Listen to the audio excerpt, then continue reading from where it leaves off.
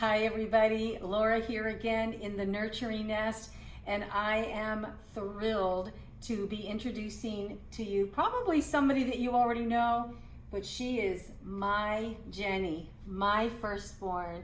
And Jennifer, I gotta tell you, I know that you have a lot of fans, you have a big following on Instagram and Facebook, but I have to tell you, I am your number 1 fan. Thank you. And truthfully, I know that she's my number 1 fan too. So we have just such a delightful time together no matter what we're doing. And I had this divine idea that I shared with Mr. Wonderful, and we have this desire to be generous. And you know, we always like to ask, what do we have that we can help impact the world with? And one of the things that we want to do, Jennifer, is we want to support and come alongside people that are world changers, that are making a difference in the world and in the community. You think I'm a world changer? Yes. This kid is a world changer. You definitely changed my world. Aw, thank you. And I know that anybody that knows you knows that you're an impactor. Oh, thank you. A disruptor, a comic, but she has a heart, such a deep heart. And so one of the things we're going to be talking about today is what she's doing in the community, how she's making a difference in the lives of children.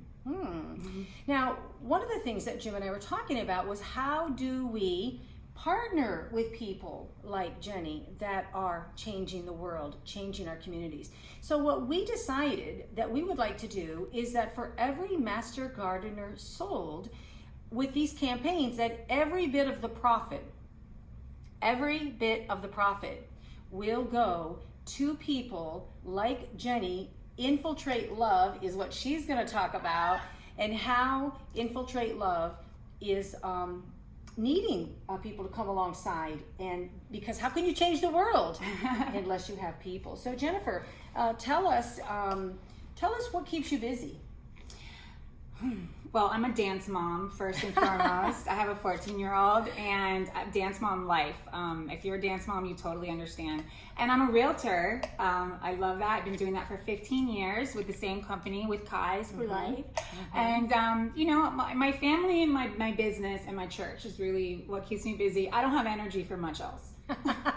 So, yeah. Well, for those of you out there who, like myself, felt like the seatbelt across you was the best embrace that you were getting for the day because you were so busy running your kids from place to place. We get it. Yes. There's not a lot left, right? There can be, but you just have to, go with it. You have to measure it, right? Yeah. The thing is, Jennifer and I talk about how there's only so much energy, there's only so much time, and only so much attention span. So a part of what you have taken on that has really intrigued me, and I'm being completely sincere, it's like when she takes on one more thing, I'm like, really, in your spare time, right? But you came up with this hashtag Infiltrate Love after a tragedy. Can you share that? Okay, so Infiltrate Love actually goes back years. It goes back as far as when we didn't know that fake news was fake news. Remember on Facebook when somebody would post an article, and you'd read it and you'd be like, gasp, So I would say maybe 6-7 years ago, before hashtags were even a big deal, I was in the shower praying, which is where I do most of my heavy duty praying. I had read an article that was really scaring me, and it was talking about how they were bringing all of these, people that could be a threat to us into the Air Force Base. And, it was not true. But so I was in the shower praying, Lord, do not let them infiltrate us, and don't let them, be successful in what they're trying to do. And then I was like, and then on top of that, not only don't let them infiltrate us, how about you let us infiltrate them? So they sent somebody over here to try to take us over, but then they fell in love with us and they were like, sorry, no. So it never started as Infiltrate Love. At first it was just infiltrate. So that was what the Lord gave me. Like, just like the enemy can infiltrate, so can you, honey. So it was hashtag infiltrate. I shared it with a few of my girlfriends, and I was that was it. And Infiltrate Love happened after a tragedy. Yes. 2 years ago, I lost one of my really close friends, somebody that I depended on. I say that we all have like the four supporters, like the columns. She was definitely one of my columns. And it really, her death undid you. It undid me. I was 40 years old, and I honestly, I just questioned it all. I really did. And then the shooting happened in Parkland. And my daughter and my husband and I, we started having all these conversations, and we were like, what could have been done? And we would debate these things, and really there were so many things that could be done, but there was always a way how that wasn't going to work. And then what one day the Lord gave me was love is the only thing. It would have been years and years and years of small continual love in this person's life to change them enough to where they wouldn't be there that day. There wasn't anything that could be done that day. It had to be done before. It had to be done. It's that systematic. Yes. And I'm not saying that nobody loved him or anything like that, but I know in my life when I lost my friend and I was so hurting, I think a lot of times when you go through depression, you don't know you're depressed and you don't know that you've shut down your heart, and you just keep going because we're so busy, you know. I wasn't laying in bed and I wasn't doing that, but I turned my heart off. Pain will do that, right? If we're not careful, pain will bring us to a place that we're so disappointed, right, that we don't want to be disappointed, and that will shut our heart off. So out of this tragedy of Margaret's life, today's actually her 2-year anniversary. Oh my gosh, we didn't even plan this. Here we are talking about Infiltrate Love, which was really, again, like you were saying, it was birthed, the germ of it, you know, the seed was birthed, but it was through the death of because Margaret. For those of you that don't know, I lost my father at 18, but we have experienced loss like most of you from a young age. So my first loss that I had was probably about 10 that I took really hard. And so my mom had told me then, you know, if you are missing someone or you love somebody, do something to honor them. So that's always been a part of my, you know, when I'm hurting, I'm going to go off and I'm going to let a balloon off in your name, or I'm going to feed a homeless man for you. And I'm going to be like, that was in honor of my friend, you know, because that's how I deal with pain. But, so when it happened with Margaret, I knew that it was time for me to take the logo and to do things with it, because I had never done anything with it. So I ended up, you know, making the Infiltrate Love logo. And I just, you know, that whole year, everything that I did was infiltrating for Margaret. And I have it in my house. I have a big M that I got off her desk. On your wrist. Yes. She actually had something. I really believe in this. Tattooed. So how are you today? How are you specifically and intentionally infiltrating love into our community? Well, I think that each and every single one of us, we have the opportunities to infiltrate love every single day. You know, I have a cute story. I can remember years ago, me and my mom were at Publix, and the cashier was not very friendly. She was very, very rude. And so I'm very, very protective of my mom. So my mom was being nice to her, and she was not being nice back. And I'm just like, oh, honey. And so all of a sudden my mom turns over and she's like, ma'am, let me tell you something. And I'm like, oh, heck, you're about to get it. You know, and she's like, you're doing a great job. And the lady's like, oh, really? Thank you so much. And like, that was infiltrating love, you know? In that moment, she could have been like, dude, I don't care what you got going on at home. Okay, you're at work now. Yeah. But you know, just her stopping and saying you're doing a great job. She wasn't doing a great job. She wasn't. But she was, I don't know. That changed me, you know, when I saw that. So those are kind of things that you can do to infiltrate love every day. The way that I'm doing it at this time, and my friends are helping me, is we are feeding 31 kids every single weekend. From Campbell Drive. There's a group called the Homestead Outreach Team, Hot Team, and they're actually feeding like 200 people. Wow. I got involved in it just to help one day, and then I was like, me and my friends can do this. I mean, there's babies that are not getting food on the weekend. No. Right. So Nancy Garcia is the one that's heading up the Hot Teams. She's been a blessing to me when I was serving as chaplaincy director at Agape. She and I were partnered on getting some things for the little children that were there for their parents.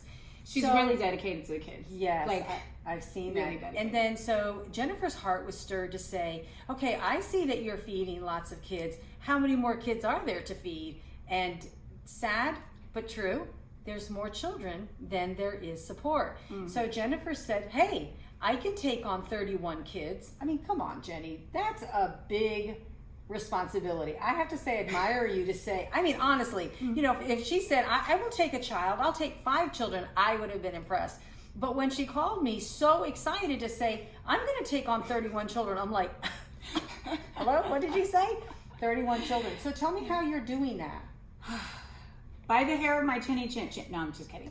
I have a really good friends. I literally put it out on my Instagram that day, and my girlfriends just started jumping right in. I tell you, you tell a few moms that some kids aren't getting food, and they are going to make sure, you know, because our kids have so much. So we can't even imagine that giving a child a cup of soup, 2 cups of soups over the weekend, they get so excited. When my car drives up, the entire school gets excited because they all know I'm there. So speaking of that, what goes in? Like, so we're going to talk about how you can partner with Jenny in maybe doing a bag, maybe doing a few bags, but let's talk about what one bag is and how long that's supposed to last. Okay, so keep in mind, we cannot put any fresh food in there. So yes, while we know that we would love to give them, you know, that's just not allowed. Okay. And most kids are not going to eat that anyway. My child, if she eats the same thing I'm putting in these bags, okay?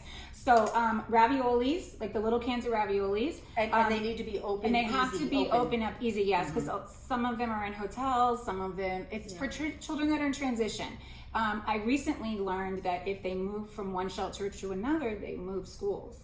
So that's what, you know, we call in transition children.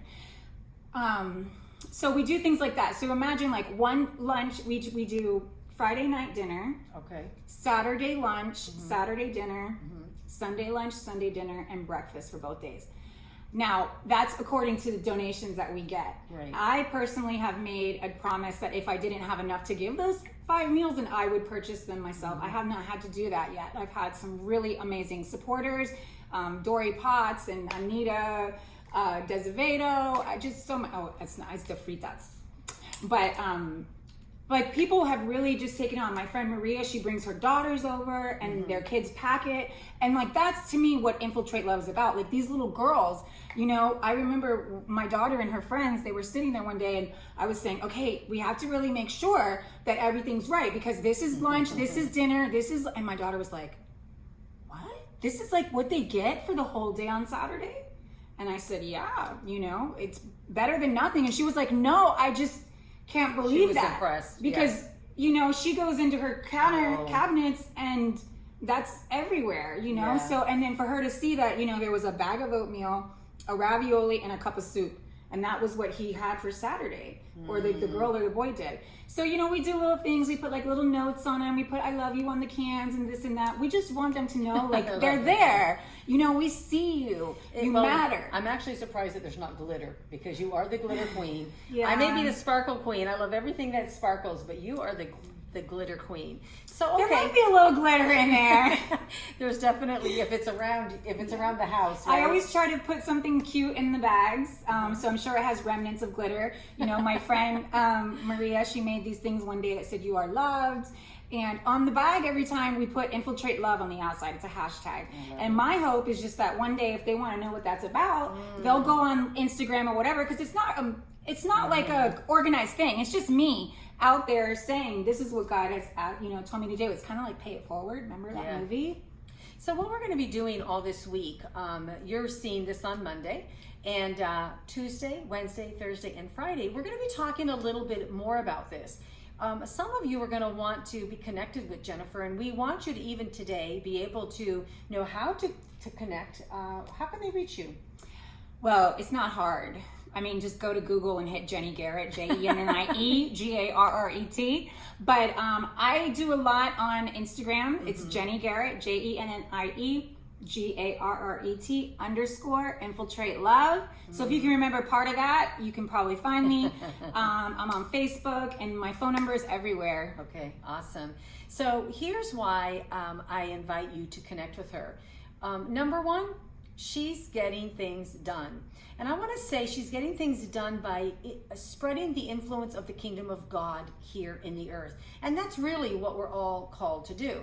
So what I want to do is I want to invite you to reach out to me at lauradonnie.com, and I'm going to challenge you. I want you to buy a book, The Master Gardener, 1, 2, 3, or 5.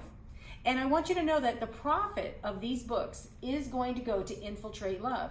Because here's the thing, they're feeding 31, but with your support, Yes. how many more children can be fed? And so we'll be talking in the next videos about what's going to happen over summer. How are these children still going to be reached? And that we don't know. That's the truth. But when you did tell me that you wanted to donate this money, I would like to make sure our 31 kids go to the summer with a bag. Isn't that great? So tune in